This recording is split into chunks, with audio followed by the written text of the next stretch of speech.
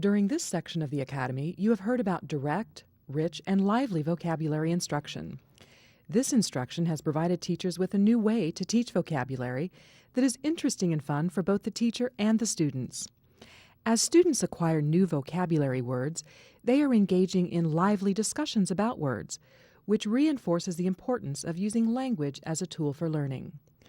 Let's listen in on one teacher's journey to add direct, rich, and lively vocabulary instruction into her lessons. To learn the vocabulary instruction that I did, I just thought about how I was teaching vocabulary and kind of thought about just what I wanted to do better at, and just thought about the fact that I didn't know, I really didn't teach a whole lot of vocabulary when I taught.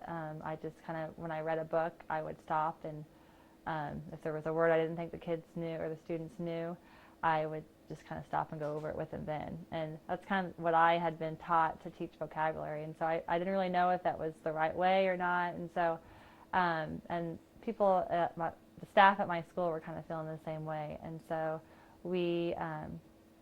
I found a really great book to read called Bringing Words to Life, and we started reading that as a staff and kind of read it over a 2-month period and just got together and talked about, you know, things we had learned from the book and things we wanted to implement in our classroom, and kind of just slowly kind of just learned about how to teach vocabulary this way. And then we just started trying it out. So you guys know what a samurai is? It's a samurai. Cedric? A samurai is someone from Japan who would be sent out to fight. Good, yeah. Samurai are like, you know, we have the army and the military here. Samurai is what they call them in Japan. They're like in a samurai, all right? So we'll begin the story. Any ideas on what might happen in the book? Think about that before you get ready to read. What's going to happen? Think about that as I read, all right? The Three Samurai Cats. It's a story from Japan. Right? There was once a daimyo, a powerful lord, whose castle was occupied by The Bringing Words to Life is real different because it, I think sometimes we tend to think, well, vocabulary instruction, you go to the dictionary, you look up the word and find out what it means. And I had had my students do that before, and there wasn't a whole lot of retaining of that word going on. You know, they would just write it down, and it was just like, you know, that was it. And so I have about 3 or 4 pre-selected words that I have chosen, and these words are words that aren't words that are real common, aren't words that are just kind of are words they're not going to see a lot.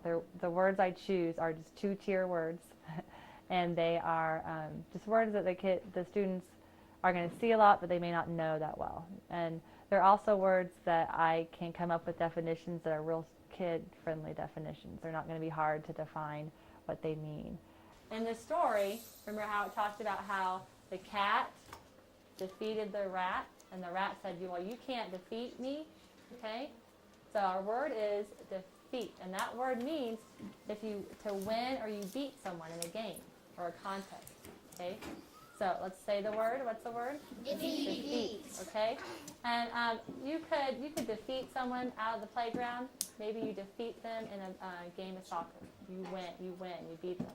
Okay? You know what?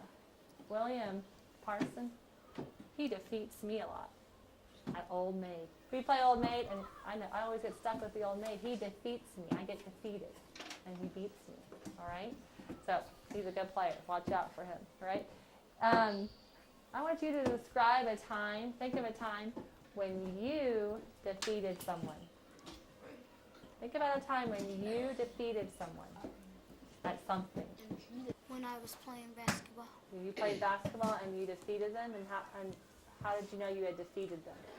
Because we were at a basketball game and we had more points than them. Okay, you had more points than them, so you defeated them, right? You won and you beat them. Good job, Daquan. Someone else. Danisha. I defeated Xavier in Connect 4. You defeated Xavier in Connect 4.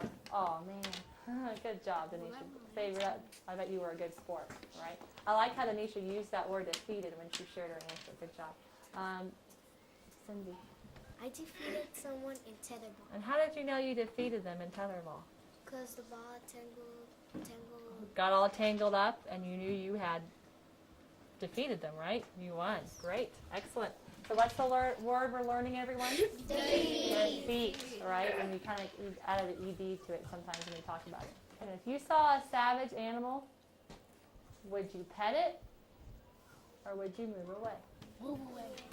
Would you pet it? Oh, keep your hands down. Think about it. You saw a savage animal, would you pet it or move away? Let's see. Show me on your thumbs. If you pet it, yes, put your thumb up. If you wouldn't pet it, put your thumb down. No, I'm going to move away from it. One last thing. Let's think about all the words you learned. Okay? I want you to pretend like you're out at recess. Okay? You're out at recess having a good time. Okay? How would you feel if someone treated you in a savage way?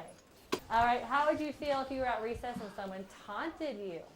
I would feel very mad. You would feel mad. Why would you feel mad, Alex? Because if somebody taunted you, then it hurt your feelings and you would want to get back at them. Right. Well, why does that hurt your feelings when someone taunts you? Because they'd make fun of you. Yeah, they're making fun of you when they taunt. That doesn't feel very good, does it? How would you feel if you defeated someone in a game? Willie. Happy.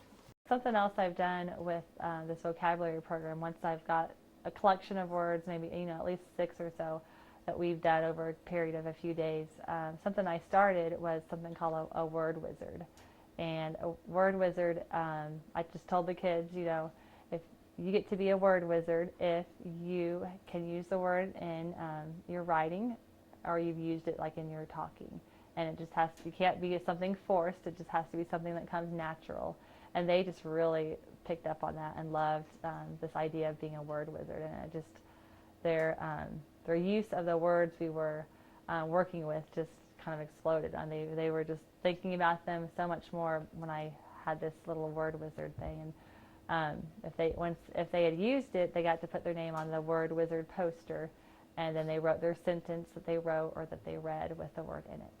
And so that was just a really good way to get them excited about the words and get them really thinking about the words just outside of the classroom and in PE and in music and in art. They just started thinking about them everywhere they went. So the benefits I've seen of my students are they just have a more awareness of words. When I read a book, when I read a loud book and it has one of our vocabulary words in it, we'll yell out, that's one of our vocabulary words. Or they hear someone use our vocabulary word, they'll get real excited and say, well, that's one of our vocabulary words. So I've seen just an increased awareness and an excitement for just words in general and knowing what they mean. Another benefit, I think, is that they are thinking better about what words mean as they read. I think they recognize that, well, in order to understand what I read, I've got to know what words mean. And so I think they are kind of just being aware of that there are words in books that I don't know, and I can figure them out maybe on my own, or I just need to be aware of that and know that that's something to think about as I read. But there's vocabulary words, so.